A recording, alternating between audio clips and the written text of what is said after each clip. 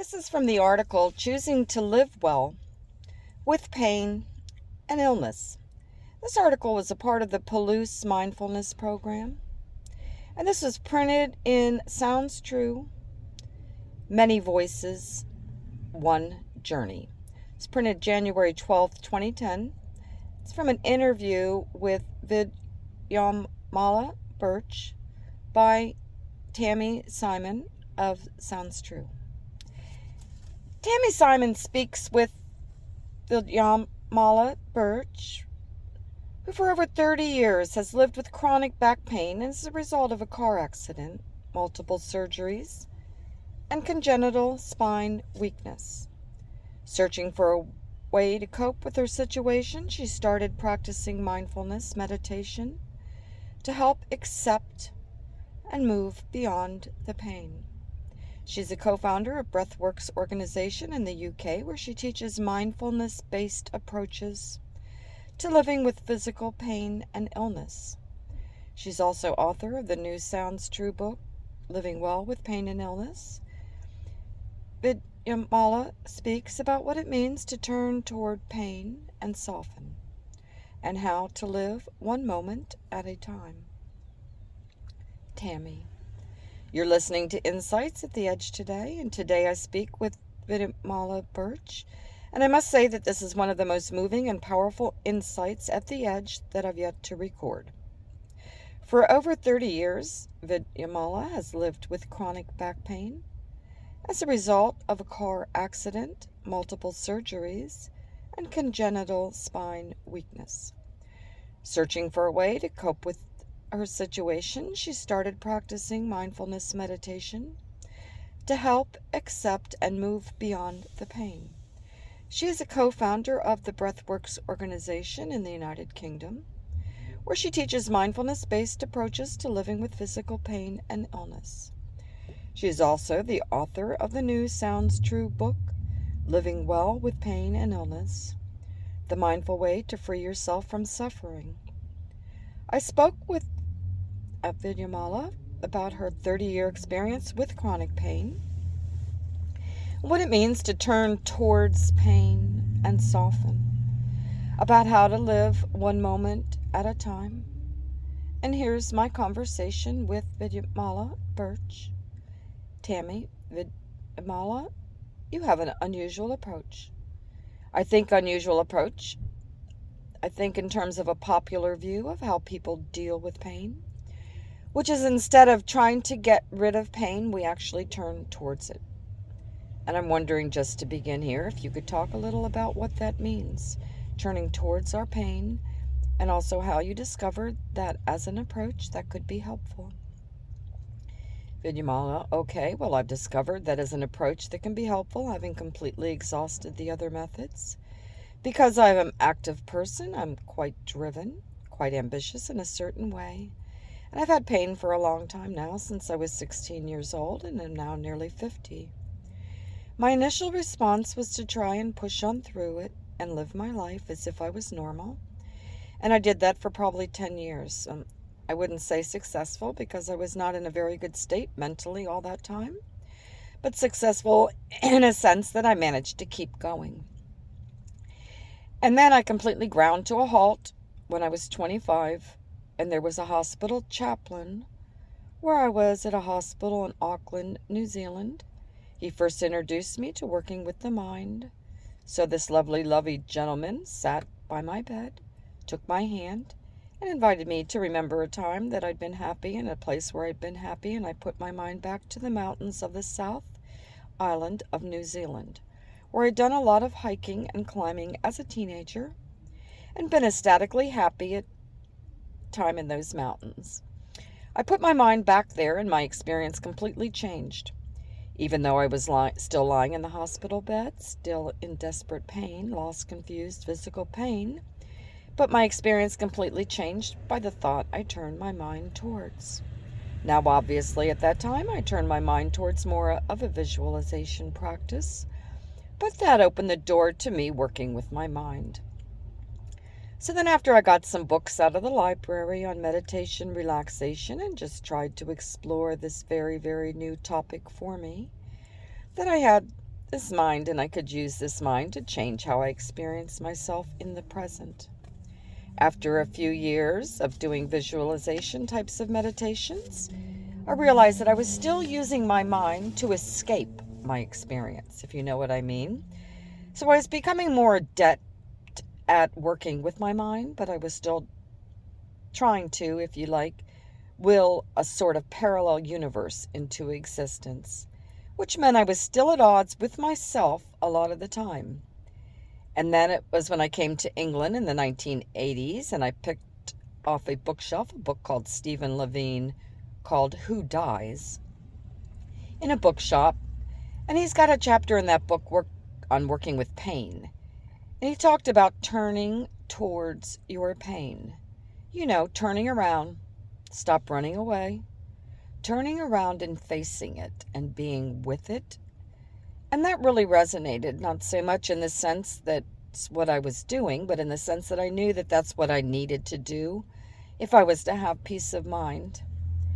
And so I started more this meditation, which was more turning toward my experience, which was traditional mindfulness practice. This thing I called pain was actually made up of many different components, as long as I was running away from it, turning against it, trying to escape it. I was never investigating it to find out. And what was this thing called pain? What I teach now is that you can divide the experience of pain into two main elements: primary and secondary suffering. The primary suffering is the actual physical sensation in the body in the moment, which was in my case back pain, leg pain, neck pain on the whole. And actually this is very, very bearable. And it's changing all the time. And simply it's quite bad, and sometimes it's really not very bad at all. And in the secondary suffering are all the ways that I say to myself, I don't want this experience. I don't want this to be happening to me. So this thing you call pain, which is so dominant in the life of someone who's living with pain, and that's one that you can't change, which is the actual physical sensation in the moment, but everything else you can change. All of those sort of emotional, mental, and physical secondary reactions you can change. And by working with that, actually, these sort of pain becomes much, much diminished, and your quality of life improves. Well, in my experience, almost beyond recognition. Tammy. Now that's what I want to investigate my own experience and start making a distinction between primary pain and secondary pain. And what would I do that is primary and this is secondary? And how do I start knowing where that line is? Vidyamala. Well, I think that the way you know what's secondary is that it's got a quality resistance. A quality of, well, I find the word resistance very immediate. It's like a kind of blocking quality. So the primary is when you turn towards it, and the primary has almost got a quality of movement to it. Fluidity, change process. Whereas the secondary is something that's quite rigid. It's got a quality of aversion in it, and I suppose of resistance and aversion. And that's what I look for in my experience. Like, where is that felt sense of resistance? And then I take my attention to that felt sense of resistance and I breathe into it. And I soften around it. And I bring kindness to it, gentleness. Another word I really love is tenderness. So bringing to that resistant felt versus felt sense, mentally or physically or emotionally, then that changes. Does that make sense? And there's a quality of resistance in your being. And that's what secondary suffering is. Tammy. Well, that's helpful. Now, to give our listeners a sense, you can talk a little bit about your own life journey with pain and the kind of pain that you've experienced, and maybe share with us one breakthrough you've had in working with the pain that led you to some of the discoveries you're now sharing with other people. Vidyamala. Well, okay, so as I said earlier on, I was a very fit and active teenager and child and was brought up New Zealand in the 1960s, where it was actually a very nice place to be brought up. It was quite safe, so my experience was just sort of running around the place as a child and doing lots of sports. And then when I was 16, I lifted someone out of a swimming pool during a life-saving practice, and ironically, my back started to hurt. So it wasn't a kind of dramatic dropping over at the time, but it was more of an insidious onset of pain. And quite quickly, it became quite bad when I bent over, so I couldn't stand up, and I found sitting very difficult. And it turned out during that time that I'd fractured a part of my spine, which is a congenital weakness that I didn't know I had up until that point. So I had surgery the following year when I was 17, and I had a fusion operation. There were complications from the fusion operation that meant that I had to have another big operation 6 months later. So that was when my chronic pain really set in. I was still pretty active at that time, so I could walk and lead what looked like a normal life, although I was living in pain. And when I was 23, which was about 5 years later, I was a passenger in a car accident. The car had been thrown into a telegraph pole at the side of a road on the open road, and amongst other injuries, I fractured the middle of my spine, and then I crushed the vertebrae in my middle spine, which wasn't diagnosed at the time, so I was sort of walking around with this extreme pain after that accident. And I also got very bad whiplash in that accident and didn't want to get whiplash when you've got a fused spine, because that's where the shock goes. So I've lived with a lot of neck pain as well. And even then, after about 4 months, I went back to work. I was working as a film editor at the time, sound editor, and working very long hours.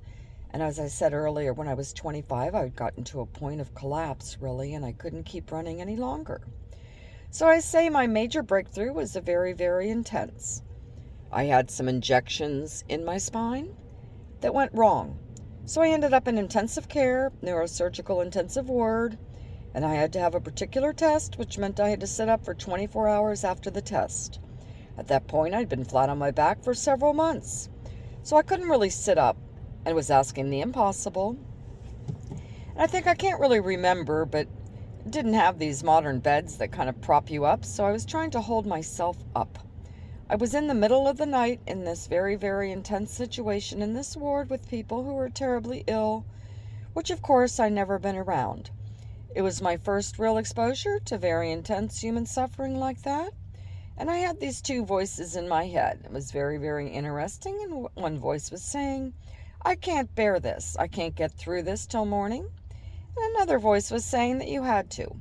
So I had these two voices, one saying, "Oh my God, I'm going to go mad. I can't bear it, and it's impossible."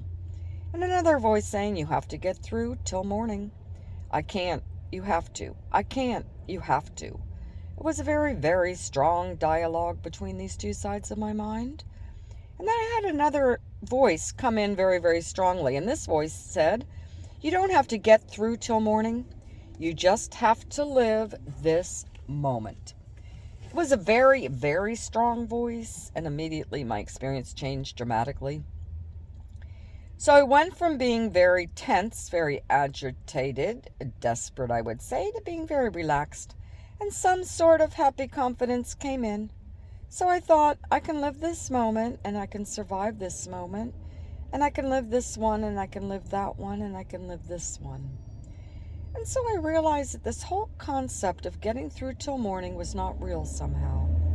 I'd lived my life up to that point thinking in terms of getting through till the morning, or the next year, or whatever. But in that experience, I realized all of that was fabricated.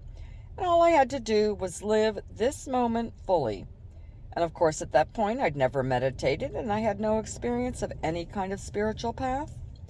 I had been nominally brought up as a Christian, but it was all rather nominal. I did get through till morning, obviously, and I was really fascinated by what happened. It felt very real and very true, and I thought I needed to find out about my mind, about time, and about space, and what is the future, what is the past, and what is the moment. And you know, when you're young, I was only 25, it was all really fascinating and very alive and intense and engaging. And I would say my life changed profoundly at that moment in the middle of the night when I was in the hospital when I was 25. All of my work since has sprung from that experience, realizing that there is only this moment to live, and I can live this moment. Tammy, I'm curious if you could connect for us what you said about resistance and secondary suffering in this discovery about just this moment? Well, that's an interesting question. I'd often say before I had that discovery that I must have been absolutely crushed by the secondary suffering. This whole idea of I can't get through till morning, oh my God, I can't bear it, this is impossible. And all of that was something I was doing to myself with the secondary suffering, with my inappropriate reaction. And I don't mean that in a derogatory sense, but just my unaware mind doing its thing. And that was all secondary. So maybe what this discovery is, I'm just thinking this out loud now when I talk to you, but maybe if one is living fully in the moment, living in the moment and open to whatever is happening, there isn't any secondary suffering. That secondary suffering is all generated in terms of wanting something different to happen in the next moment. Waiting for a better moment in the future when there's no pain. And I mean, let's see, that's putting it very crudely, but all of those kinds of thoughts and emotions. Oh my God, I can't bear it, not this again. Beyond that, there's a kind of a fantasy about being free of whatever is in that moment that one doesn't like. So I'm thinking that if one is truly present, then there isn't going to be secondary suffering.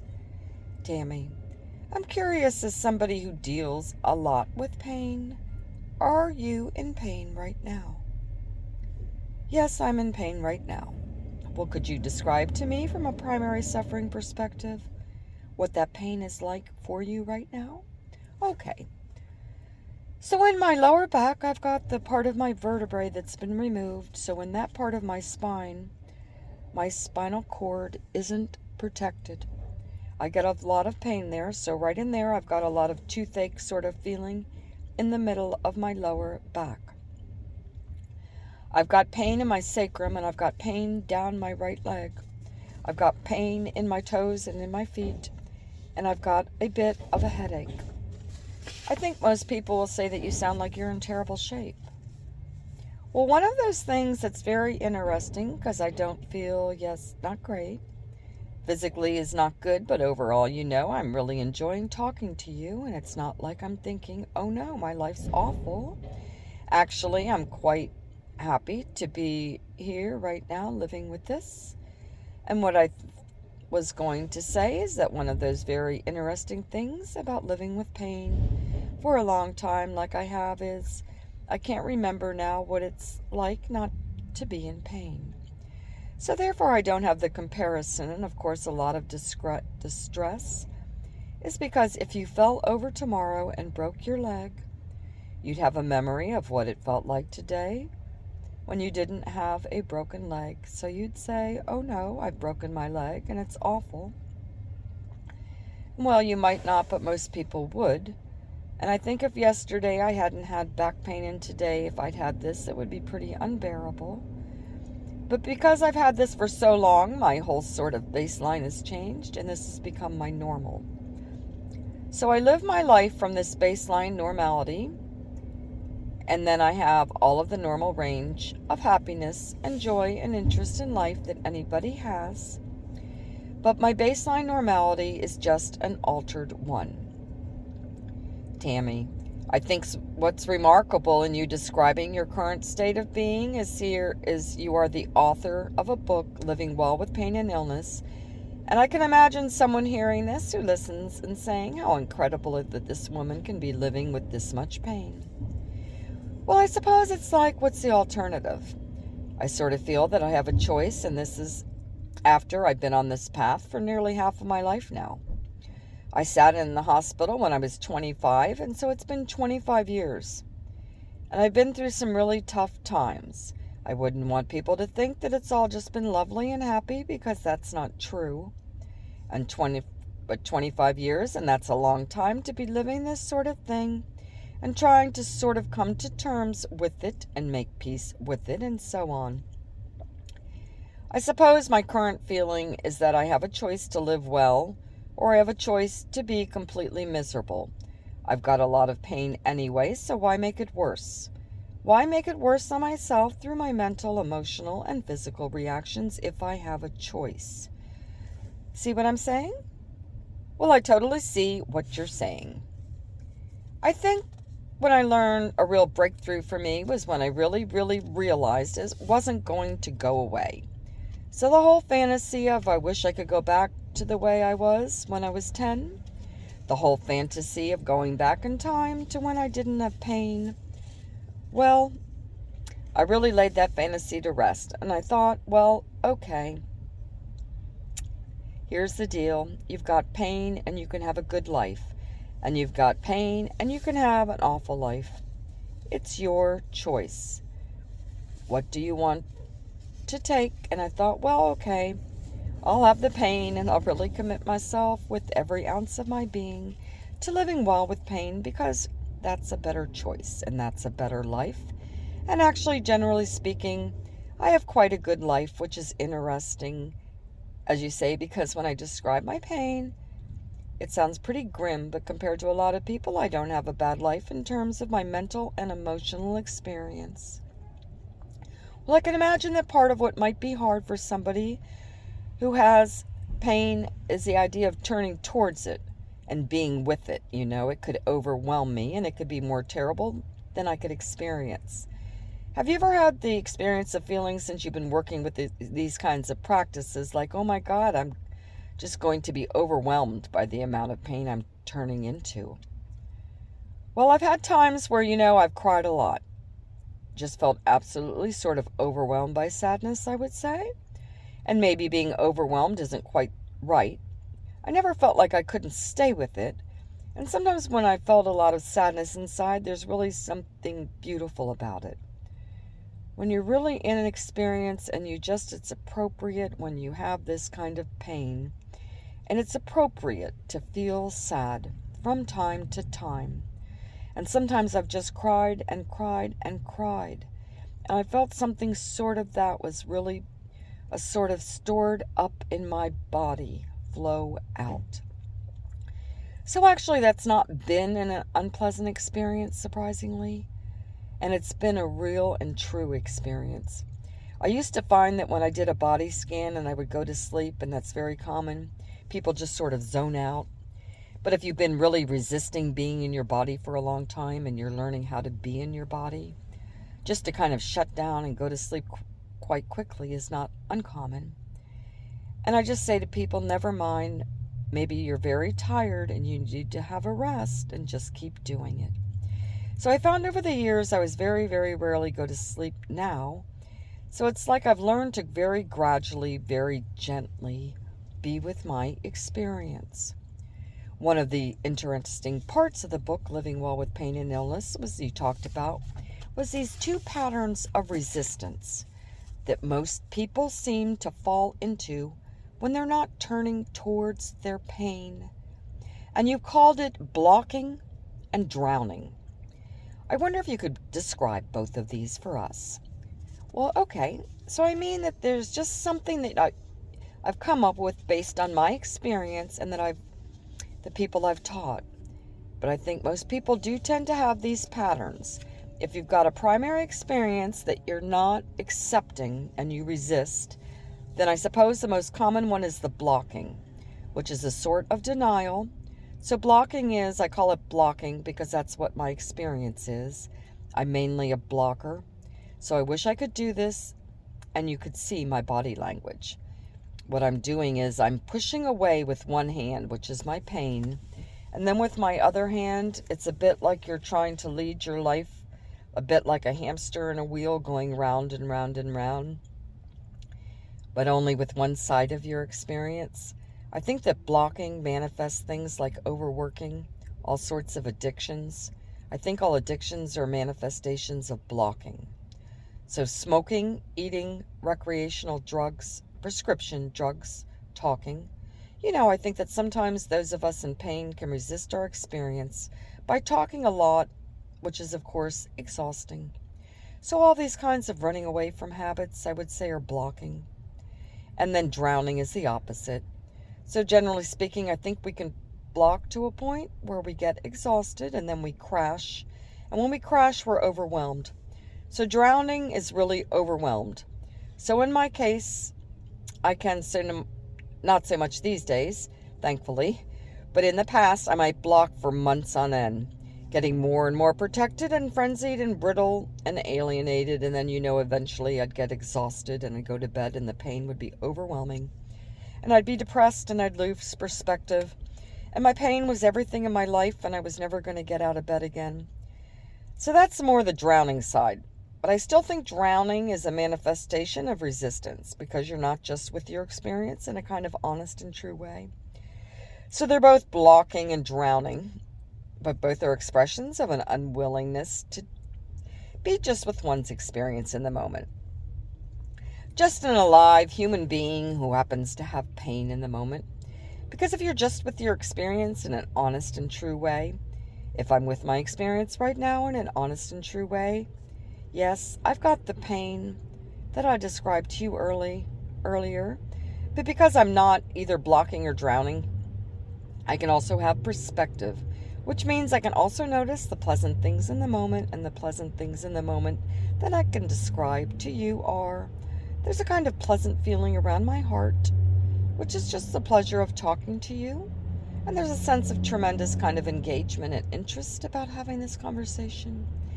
And just sort of being in communication with another human being is a genuine and real way, so that's very pleasurable. And there's a light in the other room, which is a very lovely kind of glowing color.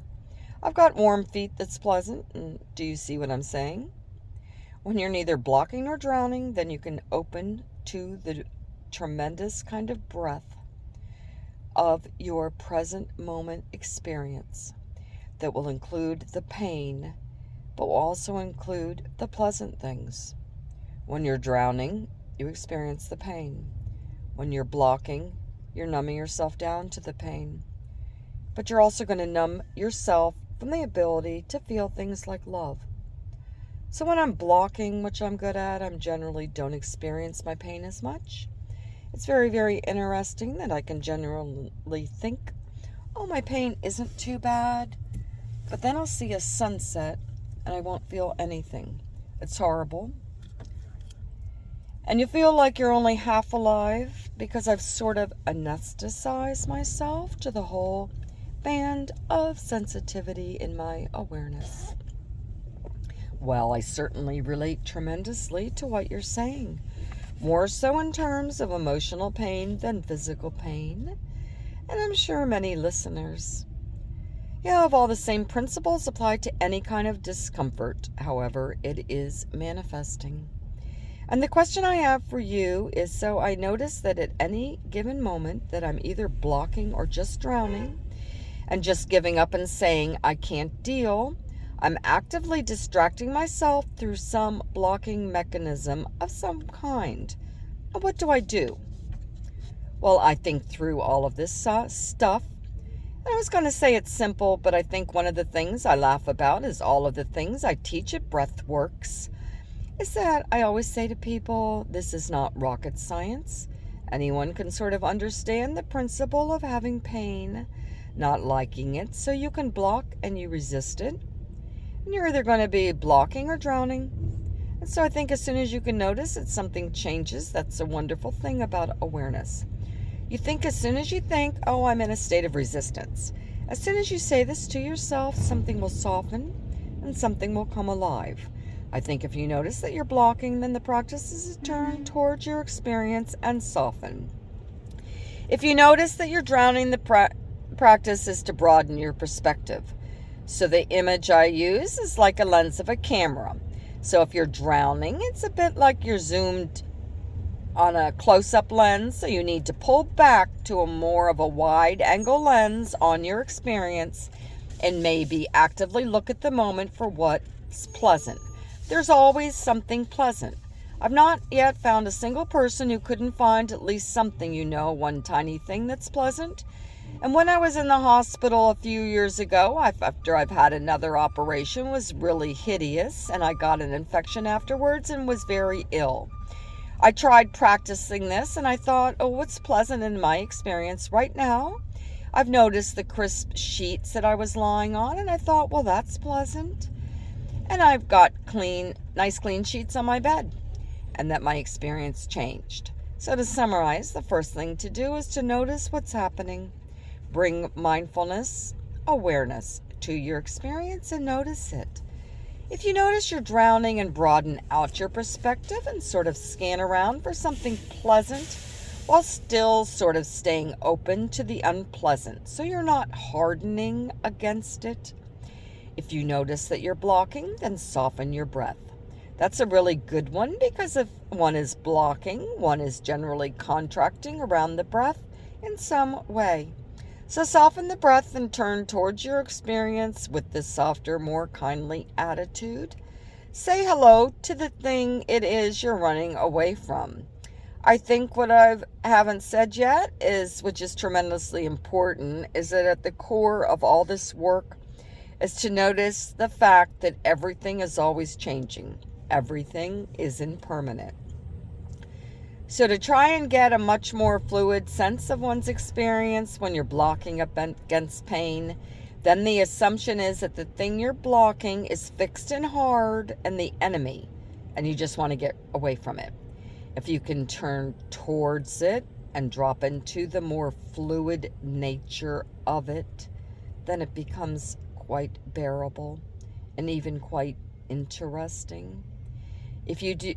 I do that with my pain when I catch myself hardening against it, which is a lot of the time, if I'm honest. If I turn towards it, investigate it, I'll then realize that it's now my whole back that's hurting. It's only my lower back that's hurting. And actually, what are the sensations? There's throbbing, there's burning, and there's tingling sensations, and that's quite interesting, and maybe even a little quite pleasant. So you sort of go into it and investigate it and tease it apart and realize that it's much, much less dense and solid than you realize. It's interesting that when you've talked about how you first started working with pain, you visualized a fabulous beach scene and you were in a way turning towards something pleasant in imagination. But that it seems that your work progressed and that it's more turning towards whatever is happening in the present moment that includes the primary pain. And then the pleasant experiences that were just there right now, no matter what you're going through. And I think for me, and people are all different, so because I'm a little bit of a blocking, escaping sort of type, then there's more a sort of an active visualization. I can do them and they're pleasant. But they're a little bit tricky for me because I can use them to escape. Whereas if you're always turning towards your experience and just investigating what's there and looking for the seeds of joy, because there's always seeds of joy in one's experience, alongside with being honest and open about the unpleasant sensation, then I know that I can stay true to my quest for wholeness. In a way, that's what I want to be. I want to be a whole human being who's just living an honest human life, which includes acknowledging the difficult and acknowledging and paying attention to the pleasant and the seeds of positive emotion that are always present. Tammy, I have to say, talking to you, that I feel so moved and impressed by who you are, and I really do, and I think that I'm reflecting on is how people become initiated into spiritual truths through so many different avenues and ways, and how to sense physical pain and physical hardship has been your path of initiation. And I'm wondering what you think about that. Well, there was this young woman who came in for a course a couple of years ago who had cancer about 5 years ago. She'd been a merchant banker, actually a bit of a high flyer, and had been to Cambridge University. Had a good degree, was a merchant banker, working hard, partying hard. She got cancer and had to go through chemo and got through that, but the treatment had damaged her bone marrow, and she was left with chronic fatigue as well. So when she came for our course and was just trying to get her head around what had happened, she'd already been doing my CDs every day for a few months, just completely of her own volition. And she got hold of the CDs, and she said she was already well on her way, actually very motivated. And then about a year ago, she was told if she didn't have a bone marrow transplant, she would definitely get leukemia of the worst sort and most probably die. She was only 34 or something like that. Because she was doing all of this work on herself and meditating and being open, she really sat with that choice. She didn't just think, well, I'll definitely have the transplant. She really sat with it. And do I really want to do this? Am I ready to let go of my bone marrow and get somebody else's bone marrow? She was on a retreat with me just before she made that decision. And it was so moving to see her being so honest with herself and so sincere. She decided to have the bone marrow transplant, which was very, very grueling treatment. She'd come through it, and I got a card from her the other day. I thought it was really amazing. She was saying that since she made the decision to have the transplant, she'd hardly had any fear or stress. She'd just been able to stay with her experience, and she had a deep sort of equanimity about life and death. She was quite open to whatever happened. There hadn't been all of this clinging. Oh my God, I'm terrified of dying and I must live. And she'd just been able to be with her experience through the whole process. It's been so impressive to witness. And because she had all of this experience with chemo before she came across our work and meditation, she knows what it's like to fight it every step of the way and for it to be absolute hell. So she'd had that sort of experience, and now she's had this other experience of what it's like to just be with each limited experience, no matter what it is, and come out the other side with 100% bone marrow that's functioning and that's working. So it's been completely successful. And it's so beautiful, and she's just a beautiful person. I mean, extraordinary to see her. She's only 35, and she's really got something. She's got something really profound. And now I don't believe she would necessarily have got that if she hadn't been so challenged by her health and having to let go of everything again. She'd had to let go of her career. She'd left her chronic fatigue. And with her ability to live a really active life, she is utterly at peace. And that's a beautiful thing to see, isn't it? A human being who I would say, I don't think I'm being grandiose. I would say that she's utterly at peace with herself. She's funny, she's witty, and she's really got something through this experience of being humbled by her body. And it's enabled her to wake up to something completely new. Very, very beautiful. In conclusion, Tammy, well, it's been really an honor and a great upliftment to talk to you, and I really appreciate it. I've been speaking with Vidyamala Burch, the author of the new Sounds True, Living Well with Pain and Illness. Her own remarkable story and her own discoveries that she's put into mindfulness training program that she explains in quite some detail in the book Living Well with Pain and Illness. Thank you for speaking with me today.